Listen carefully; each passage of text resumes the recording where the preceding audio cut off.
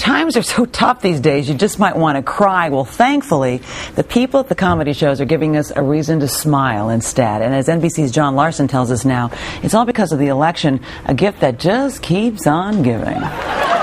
So clearly, this has been one of the finest presidential debates ever. Saturday Night Live's having so much fun with the candidates, they're now on Thursday nights, too. And live from New York, it's Saturday night. Hillary Clinton, who came so close to the White House, and me, Sarah Palin, who is even closer. But no one predicted... Can you believe it, Hillary? ...they'd have this much fun. And you just glided in on a dog sled. Since Amy Poehler and Tina Fey took the stage, SNL's audience has skyrocketed a record-setting 50%. Thanks largely... Diplomacy should be the cornerstone of any foreign policy. ...to Tina Fey. And I can see Russia from my house. I think people were already thinking that she would be perfect playing Sarah Palin because she looked so much like her.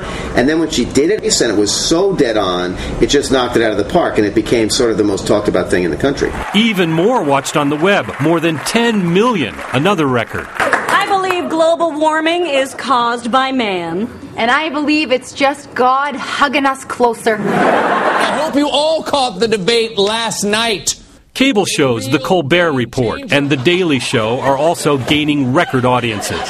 So cool was the junior senator from Illinois that his body language did not give away whether he was campaigning for the presidency or posing for the cover of a 1960s soul album. Viewership for The View is also up. And God forbid anything happens to McCain, she's President Palin. So is Letterman, first targeting McCain. This is not the way a tested hero behaves. So somebody's putting something in his Metamucil. And now Governor Palin. I have no experience. John McCain should get rid of me. Seth Meyers, who's the head writer of Saturday Night Live, said this is the best thing for a writer because the audience knows the straight lines already. They watched the debate. Hey, can I call you Joe? Of course. Okay, because I practiced a couple zingers where I call you Jill. Okay, great. 70 million people watch that. So you don't have to set up the jokes. The jokes are already there. At least for 24 more days, when comedians will once again have to write their own jokes. It seems to me that when cornered, you become increasingly adorable. Is that fair to say? I don't know. Is it? For today, John Larson, NBC News, Los Angeles. Are we not doing the talent portion? So what does it mean that America seems to be finding this election year funnier than most? Well, we've got Donnie Deutsch. She's a top advertising executive and the host of The Big Idea on CNBC, and Nancy Giles. She's a humorist and a TV commentator. Good morning to both of you. Hey. I think even Lorne Michaels is scratching his head on this one. We got, what, a 50% increase for Saturday Night Live. We've got the numbers up across the board, though, for The Daily Show with Jon Stewart and also for The Colbert Report. What is going on, Donnie? Nobody's scratching your head. Very simple. First of all, you have this news cycle that, the news cable networks, the news networks are way up. There's such interest in the election. Number two, these characters. You can't create a Sarah Palin. Obviously, Obama, the first African-American president. You had Hillary in there. Fantastic characters set against these very dire straits in the world right now. So people need the news, but they want it with a wink because it's too painful out there. So characters plus the kind of pain of the news equals give me my news with a smile. So what you just said, that was interesting. You said not just the funny bits, but also the hard news is up. So what you're saying is that people have come to television, or has the community that it's supposed to be pulling people to get. That's what it's supposed to do. It's working. That's what's happening. It's working, and now I need it. I know I need the news, but I've got to get some relief in there. I'll take it this way. Okay, are they getting the relief? And also, here's another question. Are they only, and people are starting to ask, are they only laughing at the Republican ticket? Is this humor fair, Nancy? I'm not sure I should be asking you. Why do you say that? You always try to put me in this sort of... I don't want to. Tell me, what do you think? No, I think it's equal opportunity funny, but you've got to admit, Sarah Palin is just such a rich, hilarious character. But look at what Saturday Night Live did with the debate between her and Joe Biden. The guy that played Biden also was really funny.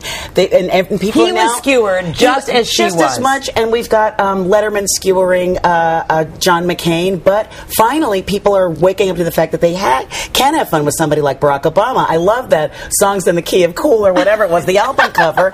And I have to say also, as a woman in this business, it is so refreshing to see women comedians getting a chance to shine. All I would say is they've got to add some women of color on Saturday Night Live because, you know, there's the possibility of doing Michelle Obama, there's the possibility of all kinds of things. And then Queen Latifah did do a great Gwen Ifill. Okay. I mean, but they need that. They need Well said. Also, the Palin factor is everything. If Palin's not in there, I think this drops 20 or 30%. You can't get enough of her. Whoa. You're saying that they really want, they need the Republican ticket to win for this to be No, I'm just saying what's caused this up until this point. You can't really create her. She kills Moose. You know, she's got all the kids. You know, Tina Fey obviously nailed her, as Carter said, through the wall. She is a once-in-a-lifetime political character. She's an Us Magazine character. So she brings in the casual, even non-political viewer. Palin is an X factor in this deal. So you're saying, so in terms of whether this is going to continue after who wins the election, the truth is, for this to really continue, you're saying the Republican ticket needs to win. It's, you know, obviously, it looks like the Democrats are going to win at this point. I don't think you're going to have as much fun. If by some chance at this point McCain and Palin go in, this will continue. It will not stop. Nancy, I got to say I disagree very quickly because we have to always fight. I know, no, we don't. Regardless of who wins, these are incredible, iconic characters. Sarah Palin, as you can see, she's not going away. She's going to be around.